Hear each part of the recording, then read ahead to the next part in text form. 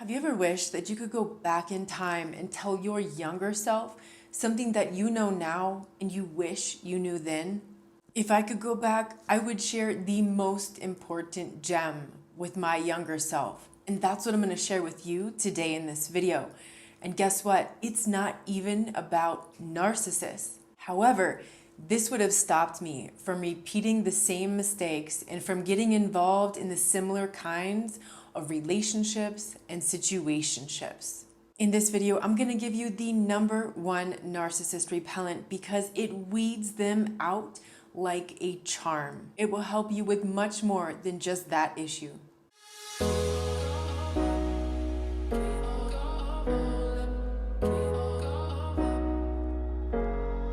So what is the #1 narc repellent in dating? Are you ready? Here it is. Don't for at least 30 days. Now, almost no one gives this advice. If you look on YouTube at the different dating coaches out there, I've even worked with dating coaches. You look at what's getting put out by culture. You look at just about everything everybody is saying about dating in the Western world, at least, and no one's talking about this. I read this in one book in 2012. And when I read it, I wasn't ready to hear it. That book was Act Like a Lady, Think Like a Man by Steve Harvey. And he calls it the cookie. And he says you don't give away the cookie for at least 30 days, if not more. Now, when I read that, I was like, oh, come on, man. Like, no guy's gonna wait around that long. Steve, you're so old-fashioned. It just wasn't what I wanted to hear. And I think that's probably why most dating coaches don't say this, because they know it's not what people want to hear. Also because there's this big push now for women to be liberated and powerful, and that's all good and well. But there's a difference here. The point isn't can you, but should you? If you're looking for a real committed relationship with a high value person who wants the same thing as you do, it's not that you can't, it's that you should be careful what you're doing in order to get the desired outcome that you're looking for.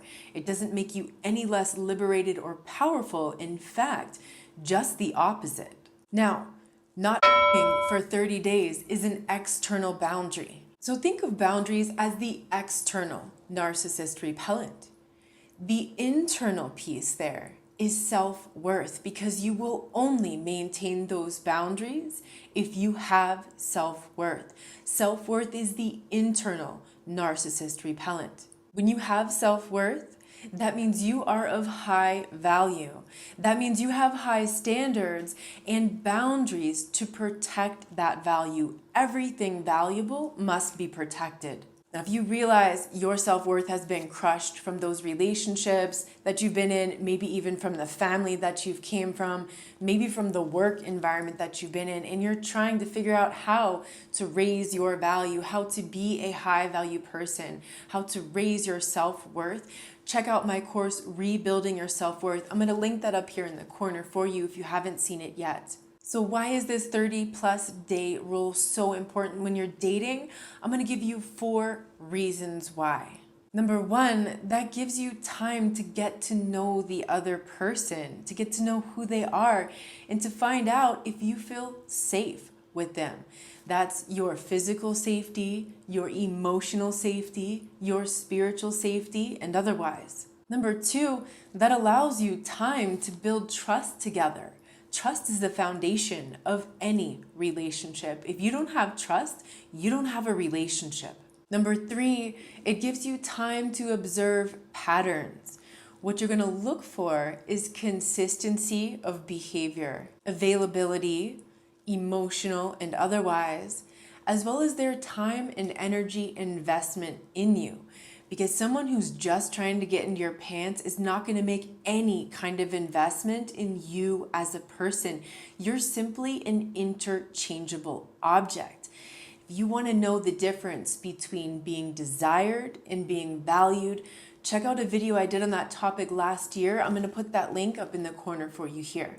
And #4, this allows you to take responsibility for your dating life. I think the biggest concern that ladies have nowadays, the biggest disappointment that they have with men, is that they start dating someone and then that guy will run. Now, there's a difference between being a victim and being empowered. When you're a victim, you just keep going along with this. You keep dating guys. You keep giving up the cookie entirely too soon. And this person gets it and goes. They're on to the next body that comes along. They're on to the next contact they get from their ex, from whatever the next thing is coming. And you're left feeling devastated. Versus the empowered way of dating, which is taking your time, which is 30 plus days of dating and getting to know this person to see if this is even someone that you want to take to that next level. Because in those 30 days, that person will usually reveal who they are. The ones who are not worth your time, they're going to be gone. They're going to be off with that next person. Now, should you be sad about that? No. That's not even about you. That's just about that person looking to get a very primal need met and not willing to invest anything in getting to know another person because they don't see value in other people. They just see what they want and they're looking for instant gratification. Someone like that is not going to be a good life partner. So you saved yourself from going through that experience. That's empowerment. Empowerment is you owning your sensuality and not just giving it away to anybody who wants it, because there's going to be plenty of people who want it. You have to value yourself enough to know that just the fact that somebody desires you in that way doesn't mean that they're someone of high value, doesn't mean that they value you. I think the biggest concern that gentlemen have, what I often hear, is that they're disappointed in that at the beginning, a woman will be very seductive, very available in a physical way. And really what's happening is she's just using that in order to get to his resources, in order to get to his money, his car, his property, to lock down a relationship, something like that. Or that they're doing that same thing with multiple men at the same time to get access to multiple men's resources at the same time. So this isn't just for women. This isn't just dating advice for women who are dating men. This is also good dating advice for high value men who are seeking women, because when you show up as that high value man, when you make that decision to be honorable and to value people, to get to know this person before you take them to bed, you are showing that you are a high value person. You're also not going to get swindled by some seductress, by some manipulative woman who just wants you for your resources, who just wants to drain you dry and doesn't care about you at all. So that's the difference between the victim man who gets into these kinds of situations with women who use them and take advantage of them but don't have the real value that they're looking for in a mate, versus an empowered man who is high value, who knows that he doesn't want to rush a woman to bed because he also wants to get to know her before he takes it to that level. So this is my most important piece of advice, that if I could give this advice to teenagers, if I could give this advice to my past self, my younger self, if I could give this advice to everyone that I know and love, this would be the advice. Don't for at least 30 days. You will see how this drastically changes your life. It will save you from getting in more relationships and situationships